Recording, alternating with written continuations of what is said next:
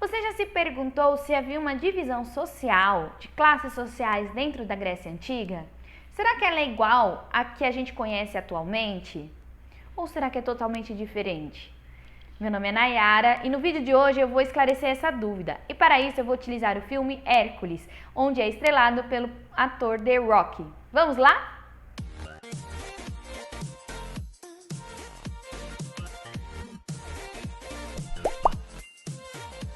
Pessoal, antes da gente começar a falar sobre essa divisão social que tem dentro da Grécia, se é que ela tem, acho muito importante eu relembrar vocês que eu tenho 8 vídeos onde eu falo sobre a Grécia como um todo. Então, neles eu explico sobre as questões da geografia, as questões militares, as questões educacionais, todos esses aspectos que ajudarão a entender melhor o vídeo de hoje. Vou deixar o link deles na descrição do vídeo. Agora, se você preferir ir já para o início da playlist onde eu explico sobre a Grécia, é só clicar no cardzinho que aparece aqui na tela que ele vai te levar diretamente para o início da playlist e depois automaticamente você vai entrar no vídeo de hoje, tá bom? Bom, pessoal, no vídeo de hoje a gente vai entender se havia algum tipo de divisão social dentro da Grécia Antiga, tá bom? Para a gente entender isso, a gente tem que analisar que tem duas correntes de pensamento historiográficas que defendem se havia ou não uma divisão social dentro da Grécia Antiga. A primeira delas acredita que não havia uma divisão social, que a gente não pode dizer que na Grécia Antiga existiam classes sociais. Por quê? O conceito classe social é um advento do capitalismo, né? Foi o capitalismo que criou esse conceito de classes sociais, tá bom? Por isso que, como na Grécia Antiga não havia o capitalismo, era um outro sistema econômico, eles acreditam que por isso não existia essa divisão de classes sociais, tá? Para isso, para diferenciar ali dentro da Grécia as posições sociais, eles diziam que existiam os bem-nascidos e os não bem-nascidos, tá? E também existiam os status jurídicos, que eram os nascidos livres, escravos, libertos, estrangeiros e cidadãos. Vamos pegar o filme Hércules para a gente entender um pouquinho essa dinâmica dentro da Grécia Antiga, tá? Bom, o Hércules é contratado pelo rei da Trácia para combater um grupo de pessoas que estão querendo derrubar o poder desse rei da Trácia, tá?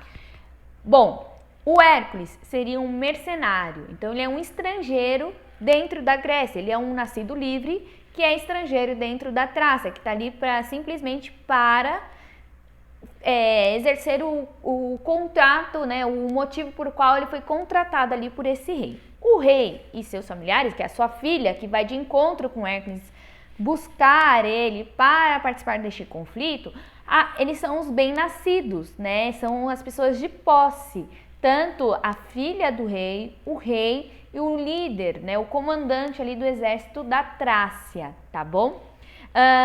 Agora, quem seriam os não bem-nascidos? São os camponeses, né? São os camponeses que estão sofrendo com os desmandos desse grupo inimigo do rei da Trácia, tá? Eles vivem com uma situação bem complicada, bem de extrema pobreza e tudo mais, tá? E vamos dizer que o Rhesus, né, que é o inimigo do rei da Trácia, seria um estrangeiro, mas depois se torna um escravo quando ele é capturado, combatido pelo Hércules. Aí a gente vai entendendo como se molda essa questão social dentro da Grécia, tá? Então, não existia uma classe social segundo essa corrente de pensamento, não existiam essas divisões de classes sociais, mas tinham aqueles que tinham posse e aqueles que não tinham posses, que sofriam com o desmando de quem tinha posse, entendeu? Sofria com a opressão de quem tinha posse, né? E essa corrente de pensamento não vê um sentido a gente denominar classes sociais dentro da Grécia, simplesmente por não existir o sistema capitalista dentro da Grécia Antiga, tá? É o único questionamento que eles fazem, né? Porque a gente tem que dizer que na Grécia Antiga tinha classe social, sendo que ainda não existia o sistema capitalista ali nesse período, ok? A segunda corrente de pensamento já defende que havia sim uma divisão de classes sociais dentro da Grécia. Porém, são duas classes sociais, dos oprimidos e dos opressores, dos apropriadores e dos apropriados, ok? Vamos entender isso agora. Para essa corrente de pensamento, tudo está relacionado à luta de classes, tá? E os conflitos entre os produtores e os apropriados, tá? Aqueles que se apropriavam dos produtores, do trabalho dos produtores, tá? Vamos pegar Atenas como exemplo.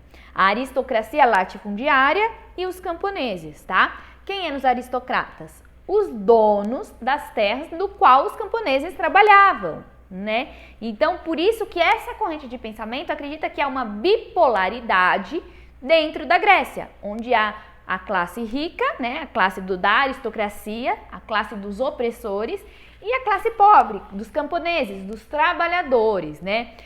Vamos pensar aqui que a classe pobre não são só os camponeses, são os artesãos, são os nascidos livres, são os estrangeiros, os cidadãos, tá?